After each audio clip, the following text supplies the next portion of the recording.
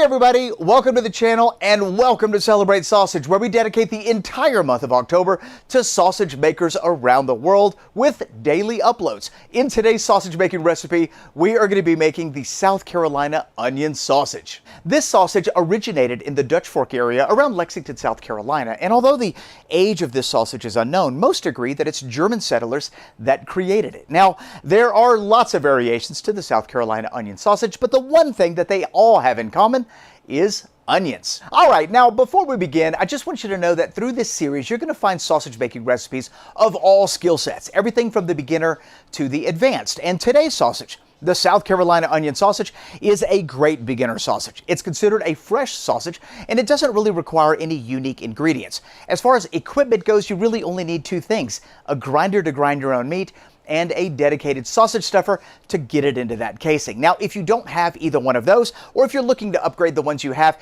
check out the sponsor of not only today's video, but this entire show, The Sausage Maker. The Sausage Maker is a one-stop shop for all your sausage making needs and supplies. Their website's got everything from specialty ingredients like curing salts, starter cultures, and spices to casings, supplies, accessories, and equipment at lots of different price points. I'll put a link to their website, sausagemaker.com, in the description box below. Be sure to check them out for all your sausage making supplies. Now, I did have a chance to talk to the sausage maker before the show began, and they agreed to 5 major product giveaways, basically one every week through the month of October, and today is product giveaway number 1. The Sausage Maker is giving away a 15-pound heavy-duty sausage stuffer. Now, through this series, you're going to see me use a 5-pound sausage stuffer. This is their most economical one, and it's great for small batches, but the one that they're giving away has triple the volume, and it's absolutely brilliant. Now, from time to time, you'll hear me say that through your sausage making process,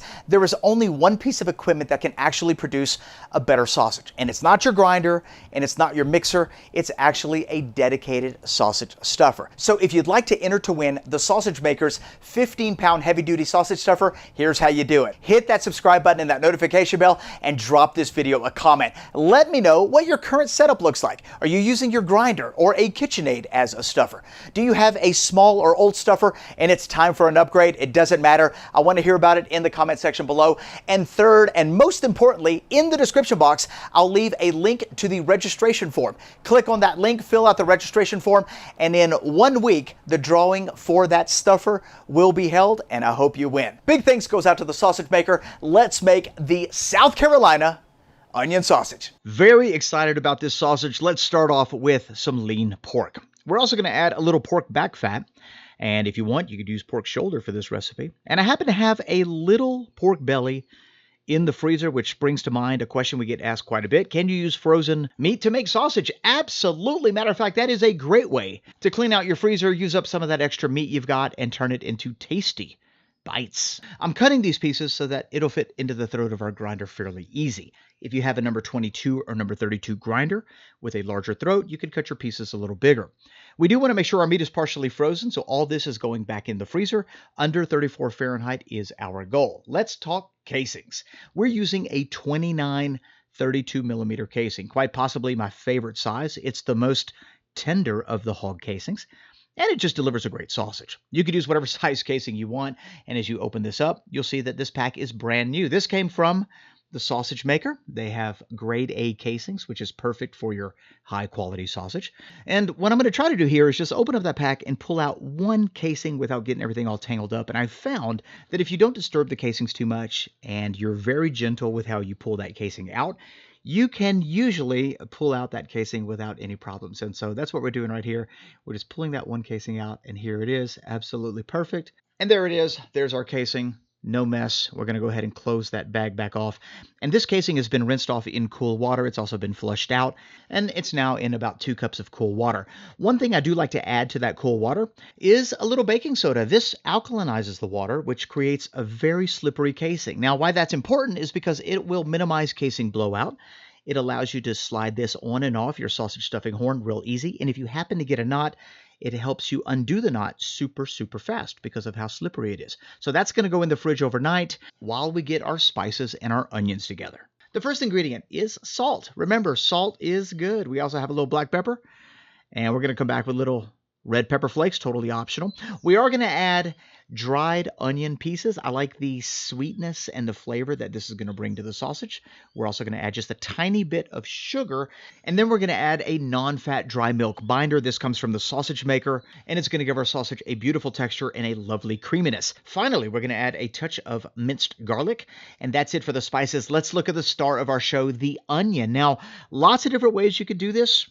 Everybody makes the South Carolina onion sausage a little different. And so what we're going to do is we're going to have kind of like onion three ways. We've got our dried onion, and we're going to saute some onion, and then we're going to have some caramelized onion. So we have three different flavors of onion going into this sausage. So the first step here is just to saute some onions. We've got a hot skillet with a little oil.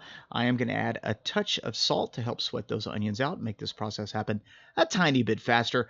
Once those have softened and are slightly translucent, we're going to remove enough onions to satisfy the weight of what our recipe calls for. And then we're going to leave the rest of the onions to caramelize. Now, caramelizing the onions takes a lot longer. Lower the heat, let the Maillard reaction take place, and after a little while, this is what they look like. So we've got our milk powder, we've got our spices, and then we have our onions. And just remember that the amount of onions that the recipe calls for, that's cooked weight, not raw weight. All right, let's take a look at our meat. It is semi-frozen, under 34 Fahrenheit, absolutely imperative. And we're going to grind the onions and the meat together on a 6mm plate. You could use whatever size plate you want. I like the texture of a 6mm grind, so let's go ahead and get that set up on our number 12 grinder from the sausage maker. This is a great grinder if you're just getting started and you want something heavy duty. I'll put a link in the description box below. So let's go ahead and get everything ground up, and then I'll get right back to you.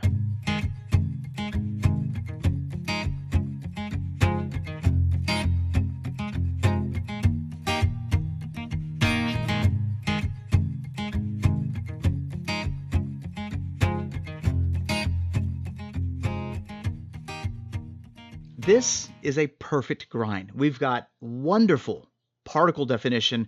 The distribution of fat with onions is absolutely perfect. This is what yours should look like. Let's go ahead and now take this and stick it in our mixer. Now, we're using a KitchenAid mixer because this is only a 1 kilo batch, 2.2 pounds, but you can easily mix this with your hands.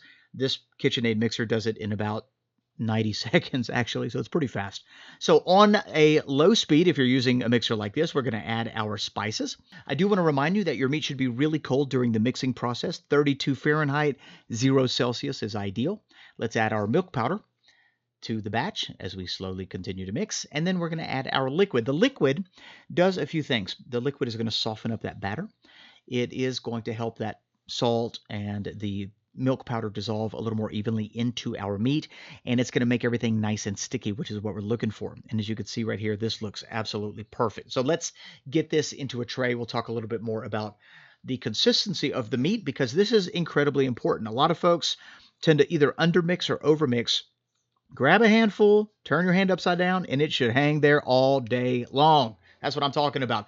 This mixture is perfect. Let's go ahead and get it into a casing. And we're using a 5-pound sausage stuffer from the sausage maker. I don't typically recommend using a KitchenAid stuffer or a grinder with a stuffer attachment because that generates a lot of heat and it's super easy to smear the fat in your sausage. A small stuffer like this is super economical and will immediately level up your sausage game. So just FYI, we've got everything packed in there. Let's get it loaded up, super easy to load up, and let's get it into its casing.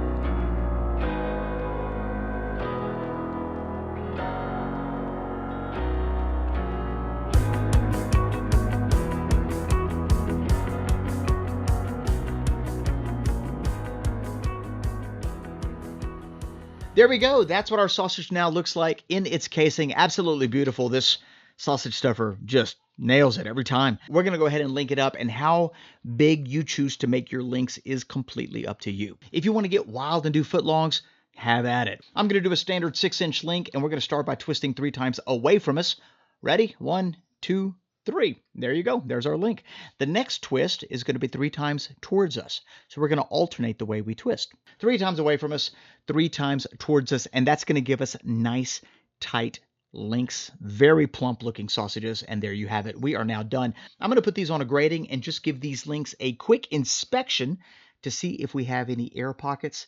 And I got to tell you, I am not seeing any air pockets. That was a clean stuffing job that we did. So I'm just going to go ahead and prick the sausage to allow for expansion, allow some of those juices to escape. And if you think we're losing flavor by pricking it, we've already debunked that myth. You're going to want to have to check out that video as soon as this one's over, matter of fact. So let's go ahead and just give it a couple pricks. You don't have to get crazy.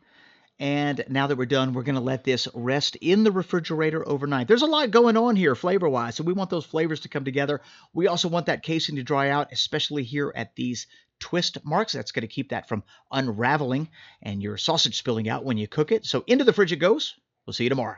All right, guys, it's now the next day, and we're going to set up our Kong ceramic grill to cook these South Carolina onion sausages. Now, you can cook these sausages any way you like.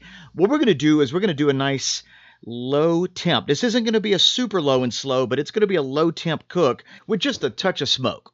I'm going to put a couple deflector plates so that we can move that heat around more efficiently inside the ceramic cooker. And I'm going to use that spot right there in the middle to add some really mild fruit wood. We're actually using cherry wood in this situation.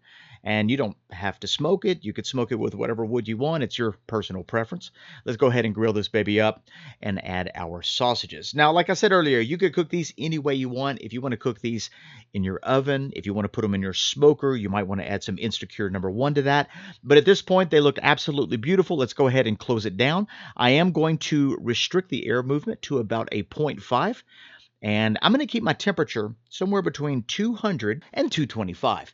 Cooking your sausages at this temperature is going to get them out of the danger zone pretty quick, but it's also going to give them a nice kiss of smoke. Nothing like if you were to smoke your sausages low and slow, but it is going to add a nice flavor. So 200 to 225, we'll check back on them in about 30 minutes and see how they look. And if you're in the market for a ceramic pit, check this one out by Grilla Grills. Very pleased with its performance. All right. Maintaining the temperature, we're about 220 right now. These look absolutely beautiful. I'm getting that beautiful smoke color on the outside. I like to flip the sausages halfway through just so that they cook nice and even. We're going to finish cooking till we get to an internal of 150 to 155. You don't want to overcook these babies because nobody wants a dry and crumbly sausage. Looks like we're there. 150 F. Time to pull them and see what they taste like. Now, I am loving the fact that we did not render too much fat. If you have tons of fat everywhere, that means something went wrong. This is absolutely beautiful. Let's take a peek.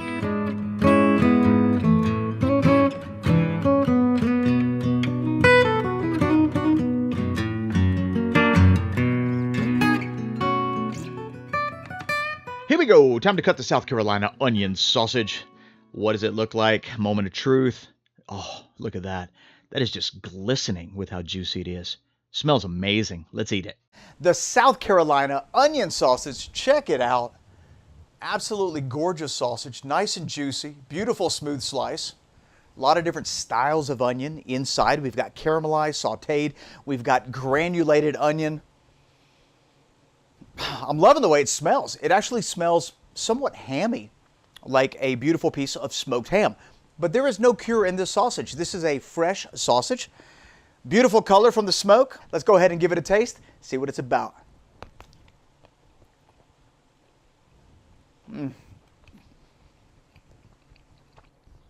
That's delicious, incredibly juicy, great texture. Little garlic coming through, definitely onion forward, and I'm loving that low-level heat coming from the red chili flakes. You could totally add more, omit it altogether, your choice. I wouldn't say you have to be an onion super lover in order to love this sausage. This is just a delicious sausage. Amazing. I wouldn't change a thing. I'm loving that really subtle smoke flavor that's coming from this. Great sausage. I hope you get a chance to make it. There's going to be a recipe link in the description box below for the South Carolina onion sausage. If you have any questions, leave them in the comment section below, and if you make this sausage, I'd love to hear about your experience. Don't forget, in this episode, the Sausage Maker is giving away a 15-pound heavy-duty sausage stuffer. This is an absolute game-changing device for aspiring sausage makers. I mean, It will literally level up your sausage game, and to win one would just be ultra cool. If you missed the details on how to enter, head back to the beginning of this video, watch the first half of this video. All the details are outlined there. I hope you win. If you like this video, give it a great big thumbs up. If you are new to this channel and you like sausage related content, you caught us at a great time. Click that subscribe button and that notification bell so you don't miss a single episode.